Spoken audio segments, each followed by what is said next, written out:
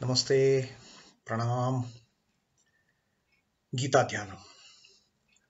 Om Parthaya Pratibodhitam Bhagavata Narayanena Swayam Vyasena Grathitam Purana Munina Madhye Mahabharatam Advaitam Ritavarshinim Bhagavatim Ashtadashadhyayinim Ambatvam Bhagavad Gite Bhavatveshinim.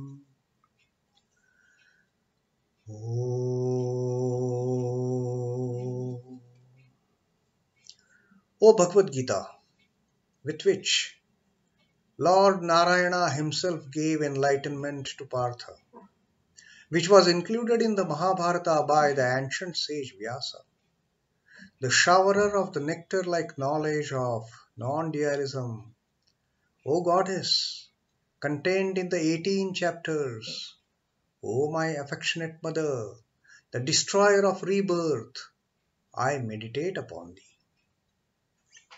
And now, Krishna Vandana. Vasudeva Sutam Devam Kansa Chanura Mardanam Devakim Paramanandam Krishnam Vande Jagat Gurum. O son of Vasudeva, the slayer of Kansa and Chanur, extreme delight for Mother Devaki. O Krishna, the supreme teacher of the universe, my salutations to you. And today we will take up the 34th Shloka of the Bhagavad Gita, Arjuna Vishad Yoga. Again, Arjuna talking to Sri Krishna. And now he is putting forth some more vital points that Arjuna says, Acharya Pitaraha Putraha Tathaiva Pitamaha Matulaha Shvashuraha Pautraha Shalaha Sambandhinas Tatha. Now, Arjuna is making Krishna understand. Oh Krishna, who are they standing here to fight against each other? Acharyaha, my teachers. Pitaraha, the personalities who are as revered as fathers. Putraha, the kids, like my sons. Tatha evacha, and also, tatha is thus, eva also, cha, and also. Pitamaha, the grandfathers, Bhishma, of course, is there, against whom Arjuna has to fight. Matulaha, the maternal uncles. Shvashuraha, fathers-in-law. Pautraha, grandsons. Shalaha, brothers-in-law. Sambandhinaha, tatha, and also all other relatives. So what is Arjuna up to? Arjuna says teachers, fathers, sons, as well as grandfathers, maternal uncles, fathers-in-law, grandsons, brothers-in-law, and all other relatives. It is a war within the clan. It is a war within the brothers. It is the war within the relatives. And now, Arjuna tells Sri Krishna, Krishna, what is this? These are the people who are going to fight against each other.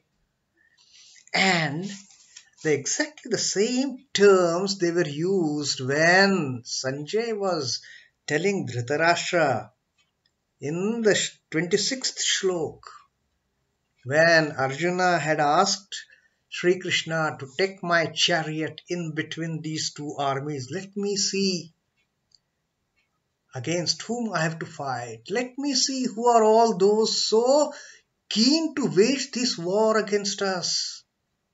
Let me gauge them. Let me judge them. Let me scan them.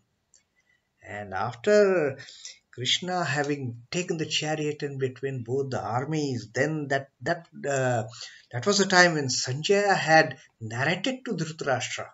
Now, of course, this dialogue between Arjuna and Krishna is also being narrated by Sanjay to Dhritarashtra, but those were Sanjay's own words that he told Dhritarashtra that Tatra pashyat sthitan partha pitrudatha pitamahan acharyan matulan bhratrun pautran sakhins tatha. And that is when Sanjay had told Dhritarashtra that what Arjuna saw, Arjuna having seen his own near and dear ones, his teachers, his sons, his grandsons, his relatives, Shvashuran, Surudashaiva, Senayorubhayorapi, the fathers-in-law, the near and dear, the great intimate friends, the comrades, they were all fighting, standing there, to wage the war against each other.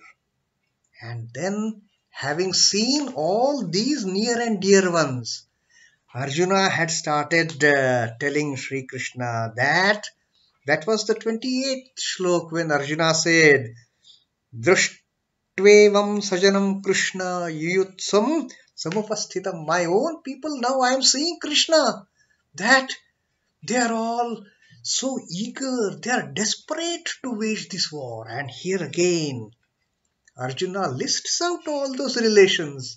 They are my teachers, they are my fathers, they are my uncles, they are my sons, they are even my grandfathers like Pitamaha Bhishma.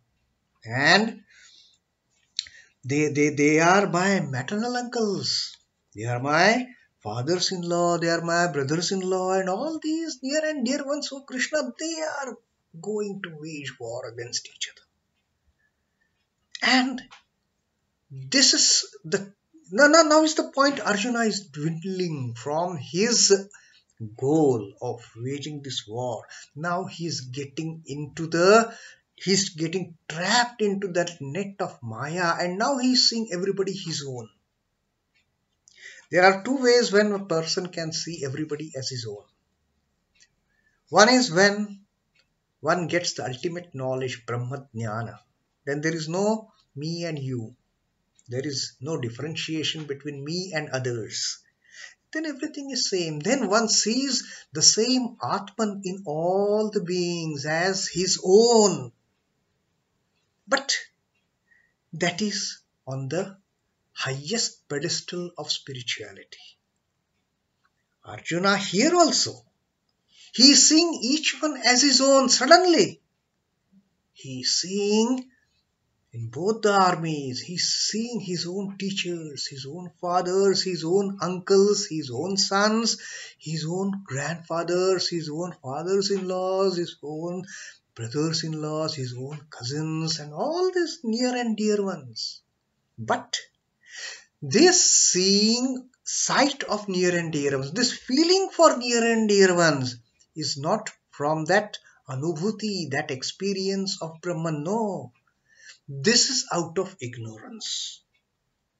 And that's what happens. Sometimes the symptoms can be so similar of the enlightenment and the disillusionment.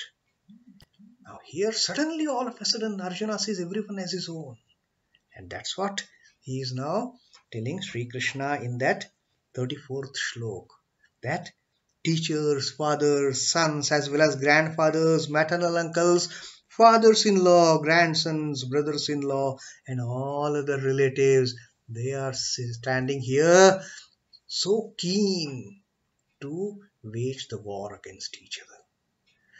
So that is what the 34th shloka has taught us, that yes, a stage comes when we, under the false impression, start viewing everything as our own. But that is not the right thing. That is escapism. And this is what Arjuna is getting into, that desperate state of vishad, of despondency. So this universal view, universality of seeing everything as my own, This is out of that desperation, not out of enlightenment. That is the 34th shloka, which is very, very much informative, very much significant in making us this fact uh, known to us, making us understand the reality of this fact. So, with that, Om Namo Bhagavate Vasudevaya. Shri Krishna Arpanamastu. Jai Shri Ramakrishna. Jai Thakur. Jai Ma. Jai Swamiji.